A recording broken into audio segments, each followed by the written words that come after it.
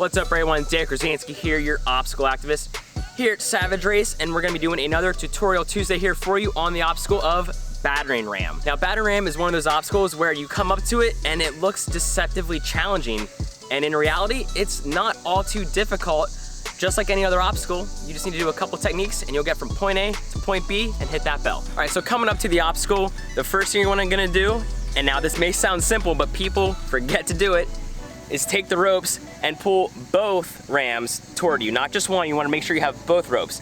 Because you get to the center, you do the first ram, you gotta make the transition to the second one, and oh no, you only pulled one toward you.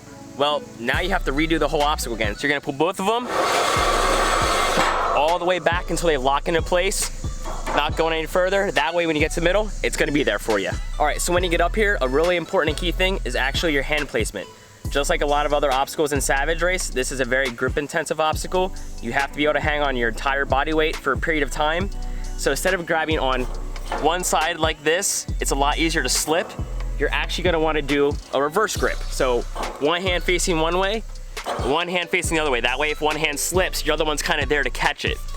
9 times out of 10, you're gonna come up this obstacle, you're not gonna have dry hands like I do right now. You're gonna have really muddy, wet hands. So a reverse grip is really gonna help you hang on to this ram and not fall off. So doing this obstacle, there's actually 2 different body positions that you can do to get from point A to point B. One is you can hold off and lock out at a 90-degree angle. If you are strong enough to do this, I highly recommend doing it. It's gonna make this obstacle a lot easier and you're gonna get through it twice as fast. But if you're unable to do that, don't worry. You can certainly hang and do it that way as well. And I'll show both of those here in a bit.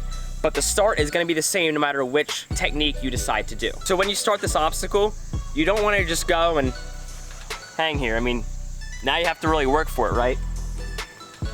So what you're gonna wanna do is actually jump. Now this is probably one of the only obstacles that I recommend jumping to start, but this obstacle is a lot of your forward momentum. So the more you jump and the more oomph you give off of your starting jump here, the further you're gonna get down that ram, the less you're gonna have to work.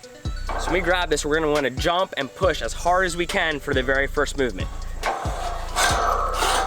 So I already got a quarter of the way there just by doing that. So after you do the first jump and you're hanging there, like I said earlier, there's 2 techniques to get you across.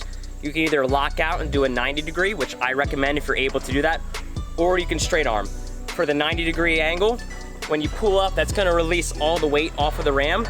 As soon as you do that, you're immediately gonna throw your entire body weight forward along with your arms, and that's gonna push the ram across the bar pretty easily. So it's gonna look a little something like this.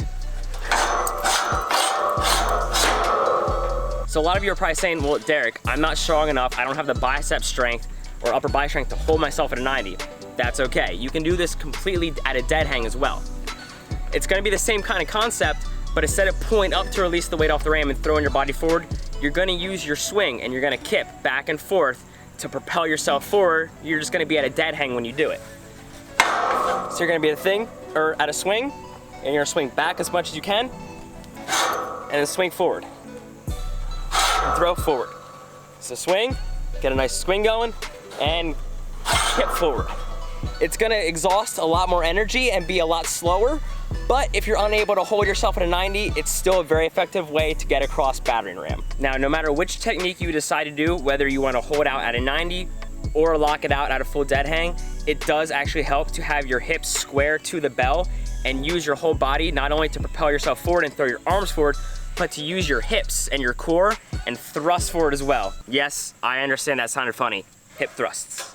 No matter which method you decide to do, you're gonna wanna use your hips and thrust forward. Or if you're at a dead hang, hips, thrust forward, thrust forward. You got the hand placement down, you got your technique down, you made it across the first ram. Now you get to the transition where you have to make that long reach to the second one. What do? Now, I previously stated how you wanna use a reverse grip. But when you're going from a reverse grip and you're making that transition, it's gonna be an awkward grab to go from a reverse grip to that second hold. That being said, I make that transition that way. If you're unable to make that transition and it's just a little bit too far from you, I will say to go from a reverse grip when you get to the center and switch before you make the transition. So when you get to the middle, you're gonna go from reverse grip, switch to one side, shuffle the whole way to the end. That way you have a longer reach to use to make it to the second ram. So it's gonna look a little something like this. So start out reverse grip.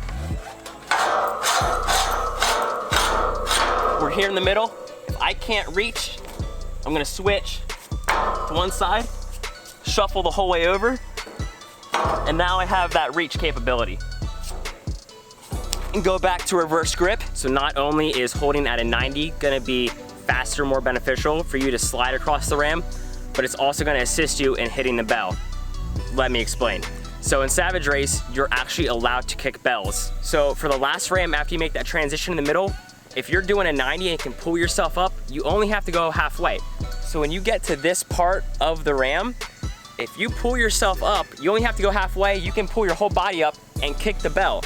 And I'm a short guy, so I still have to go within maybe, I don't know, 4 feet or so of the bell. But if you're a really tall, lengthy person, you might be able to hit that bell from, 6, 7 feet away if you pull yourself up and just really reach out and kick it. Versus if you're just hanging there, you gotta slide the whole way to the end until you can reach out and hit it. So it's just another reason that if you can hold a 90, to do that on this obstacle, because it will be a lot more effective and a lot faster. All right, so now we're gonna tie everything that we just talked about all together and complete this obstacle. So we're gonna come up, gonna grab both ropes, pull them back so they both set, get the reverse grip, swing down, use your hips,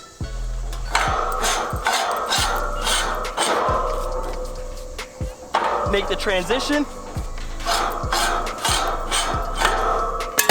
And either hit that bell with your foot or smack it with your hand. And that is how you complete Battering Ram. If you guys have any questions, leave a comment down below.